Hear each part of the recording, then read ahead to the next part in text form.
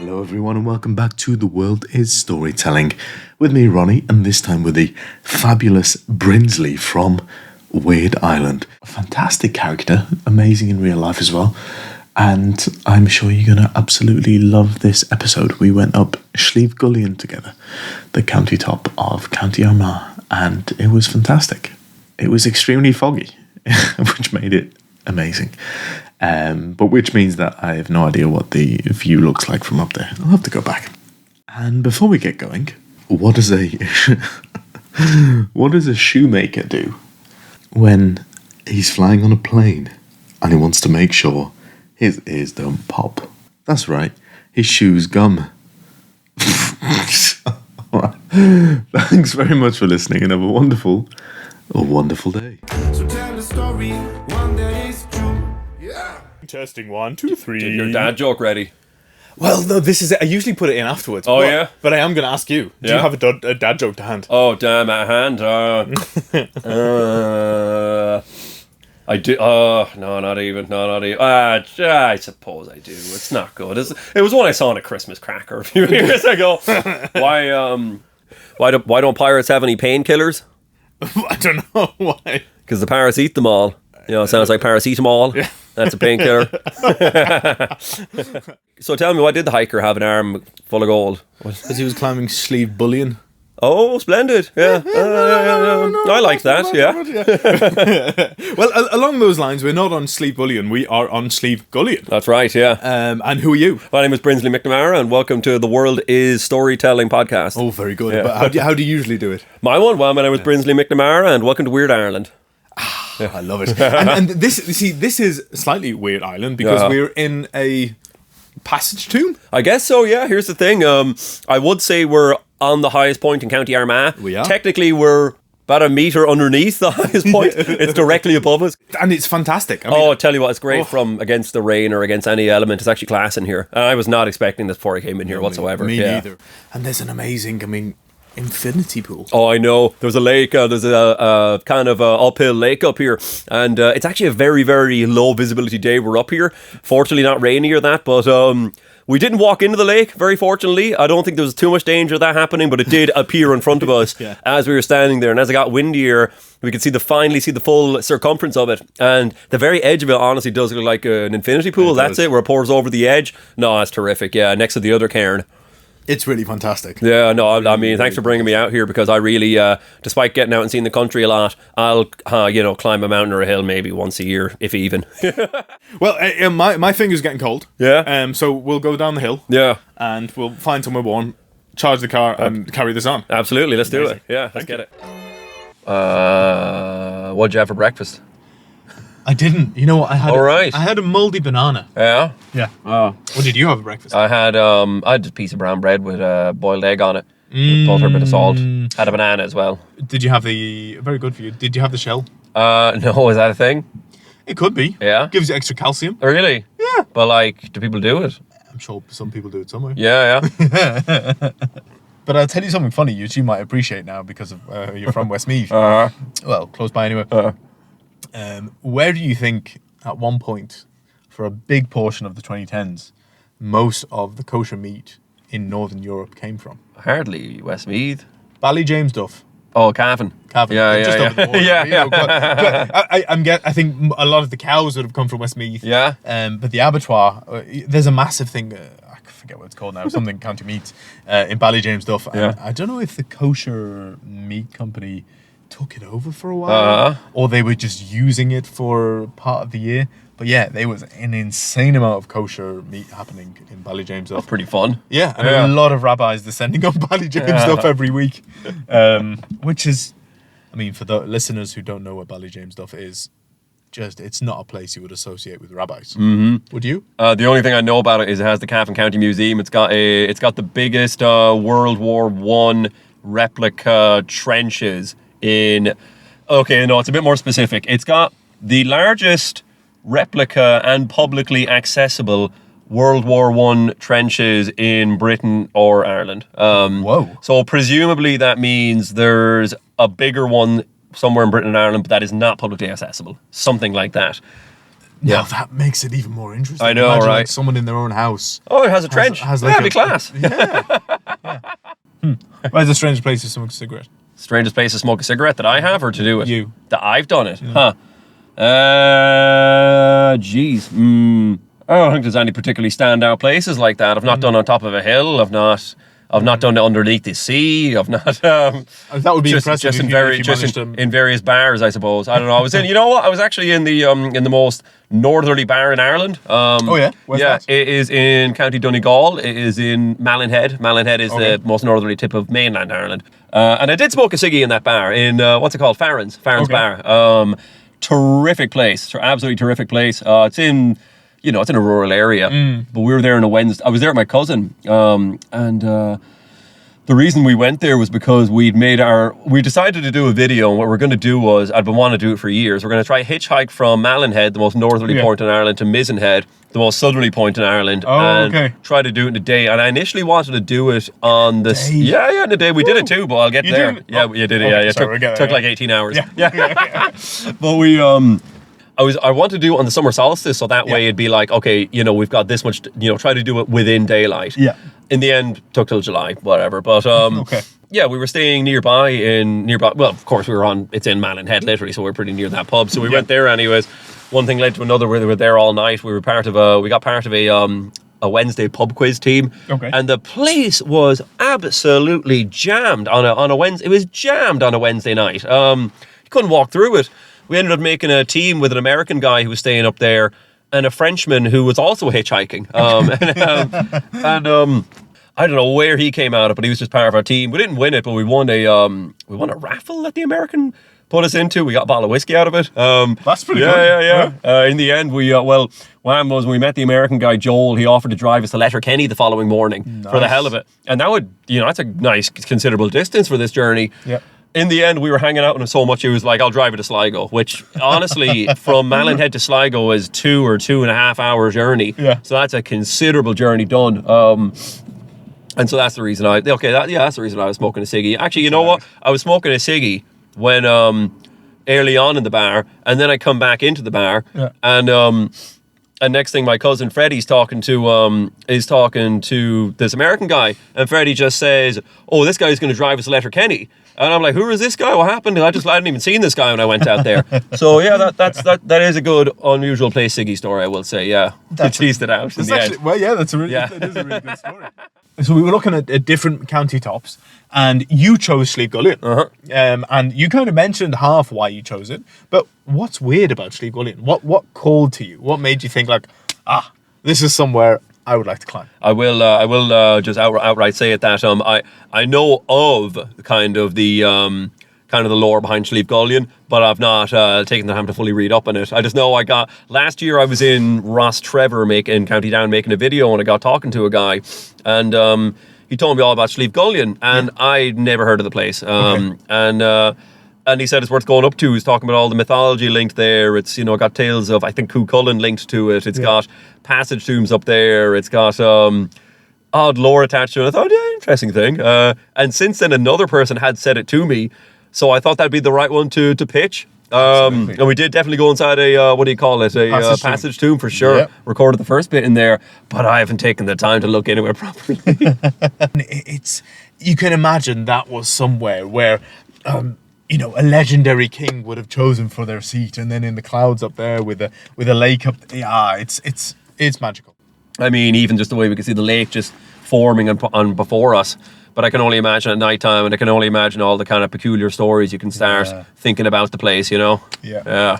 There's still plenty more to see and plenty more to learn. Absolutely. Yeah.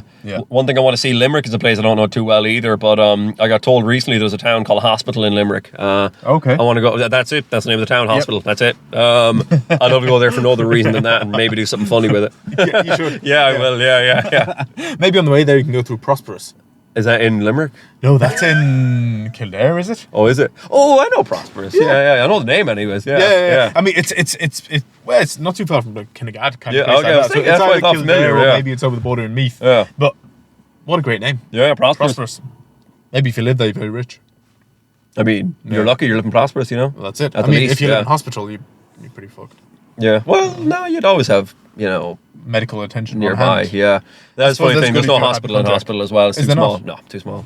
A lot of people, even myself, to a large extent, and a lot of people, we end up kind of going around our own particular circuit all the time. Yeah. Whether it's even you can be really just going around your own town over and over again for the whole year nearly, and not really doing that much, getting out to see the rest of the country. That's really common for people to do. Nobody should feel bad for being that way, because it's almost everyone. It's most people around, Yeah.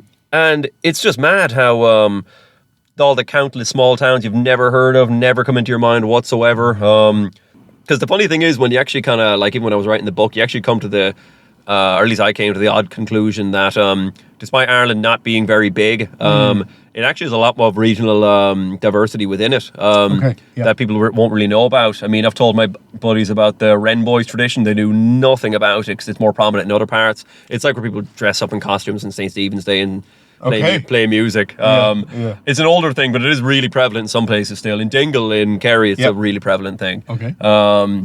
Or if you go down to Wexford Town, specifically Wexford Town sells you get it in a chipper. It sells in fast food places a thing called a rissole. It's like it's basically like a potato cake that's been battered and deep fat fried.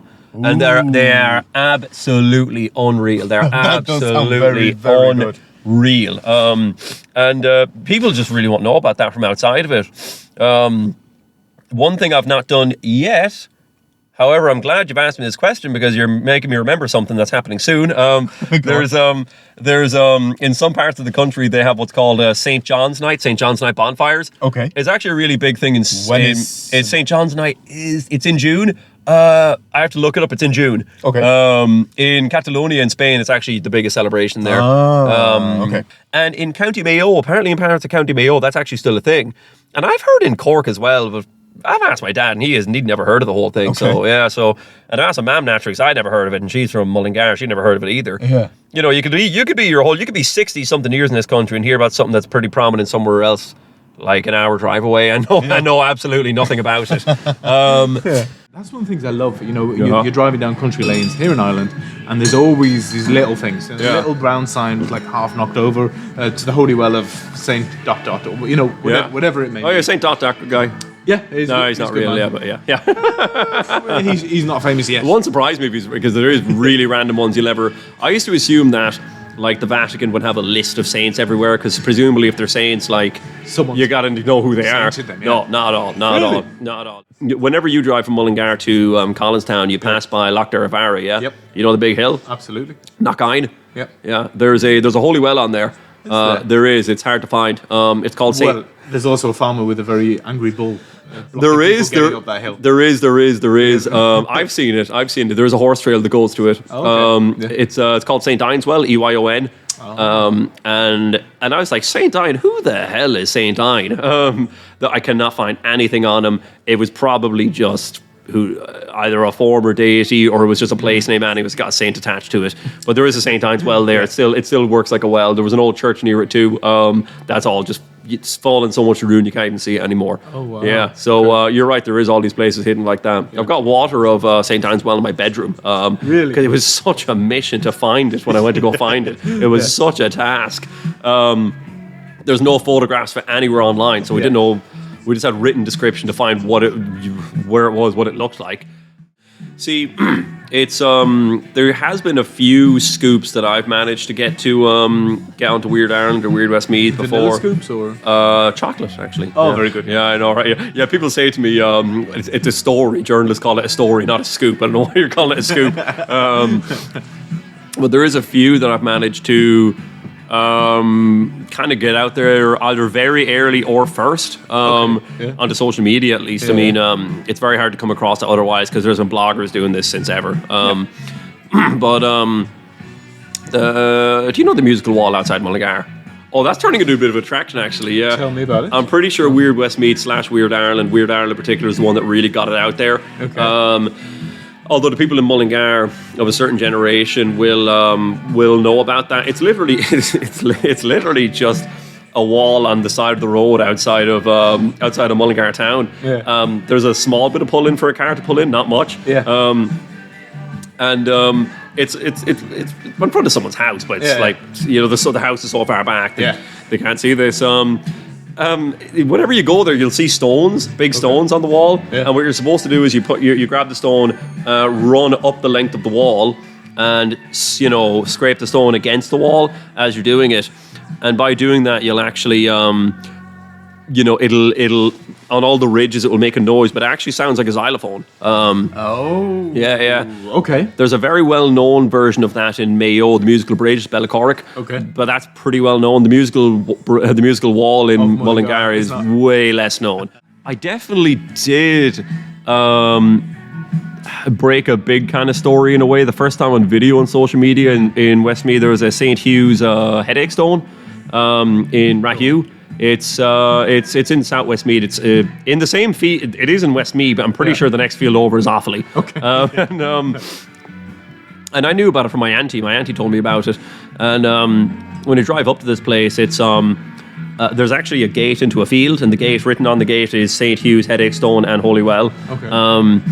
And so you walk into the field, and there is cattle in the field and that kind of thing. Yeah. But you can find the Holy Well relatively well used, because you do see people, like a lot of Holy Wells will leave mementos of loved ones, that kind of thing. So pretty relatively well used. Within the same field, you see a big signpost pointing the way to the Headache Stone. Yeah. And the Headache Stone is it's actually got a gate around it that you can open the door and walk into, and it's got a big sign above it saying the same thing. So looks like it's very advertised, but it's like it's a big rock with a convex kind of scoop taken out of it, and you can put your head into it, and the story is you put your head into it, it'll cure your headache. And seemingly St. Hugh, who I know nothing else about bar this next story and his name, seemingly when he was born onto this rock, and that's what created the indentation. And I posted that video in like January 2024, and it went super viral, and it was online. I've seen that one. Yeah. Now I think about it, you put your head in it. Yeah. Oh no, that's a different one. The one you've seen. There's another headache. There's more than one headache stone. The one you've seen is St. Bridget's headache stone in Wicklow. Yes, that's an actual. That one's an actual like. It's probably a millstone. And you can, it's like longer and you can actually fit your whole head inside of it. And St. Hugh's is like is just a rock with a scoop out of it. You can put your head into the indentation. The reason I'm pretty sure you didn't see that one was because I took it down. I initially assumed there was no problem going in there because there's signposts everywhere saying where it is. There's 3 signposts. And it turns out the issue was that the video got insanely popular. In less than a week, I had like no word of a lie across every platform and across, because a couple of other big pages shared it, about 3 million views. And someone informed me that they went to go see it, and the farmer saw him and was annoyed, said, "You're like the 10th guy to come in here today," or something like that. And like, I don't want to put anyone out, absolutely not. You know what I mean? I've been much more careful with stuff these days that's not that it is publicly accessible. I was naive in the sense that, number one, I didn't think that many people would see the video. Number two, I thought it was okay to go in because there is a lot of like signposts around and all that, and I wasn't the first to put it online. There was bloggers put it up online years ago. Just there was way less traction on that. And the guy who owns the land doesn't really seem to have a problem with locals going in there. Because there is, especially there's a Holy Well and people do go to those. It's just that there was too many people coming in, and he's got insurance and all this kind of thing. So I made sure to get the story straight, and then I took it down. And any other page that shared it, I said, "Look, I mean, here's the situation. Can you take that down?" And they were like, "Yeah, sure." So yes, on that note, you were saying place that people should know. It's extremely unknown. Do I want more people to know about it? You can know about it, but go there. I mean, maybe not necessarily. I mean, and it's a great name, St. Hugh's Headache. St. Hugh's Headache Stone. Yeah. If you have a headache. Yeah, there's a headache. A huge headache. Yeah, sorry. A huge headache. I used to hitchhike a lot, and the longest one I did was South Croatia, Dubrovnik Airport, so near Montenegro, to Wales. To Wales? Yeah. Whoa. Took 9 days. Very impressive. Yeah. It could have been shorter, but en route, no word of a lie, I didn't have a tent because I was in Southern Europe for a long time, and it wasn't rainy, it wasn't cold in the slightest, and it was August. But I thought, I had a sleeping bag, but I thought I'd better get my hands on like a tent. Yeah. And it was a Saturday night. Yeah. and I was trying to think what festival could be ending tomorrow that I could try and, bag a tent from that somebody's going to abandon. And that's when I totally just clicked in my head, oh my God, Boomtown is on this weekend. Boomtown in, near, well, I got a lift to Guildford and wasn't that far from Guildford. But, somewhere there, I thought that's on tomorrow. That's ending tomorrow. And initially the guy that was giving me a lift, he was going to just leave me off. And when you do the channel, you get off of Folkestone, you're just straight away on the motorway. Yeah. So he was like, where do you want me to leave? I was like, oh, just first place. But that would mean you'd have to turn off the motorway for like 15 minutes. Yeah. So after I learnt that, I was like, can you give me, bring me to Guildford? And he was like, that's fine, I'm going to Guildford anyways. Yeah. And brought me to Guildford. I always slept outside when I was doing this, so I just slept on an electrical box in housing estate. Just any random place that nobody's going to see you for like a few hours. Early in the morning, got a lift off one guy to Boomtown, and I had all day to try and get in there. And it was like Sunday morning. Yeah. So I thought I have nothing to lose. I have all day to do this, and I saw a couple leaving. And I said, oh, leaving already?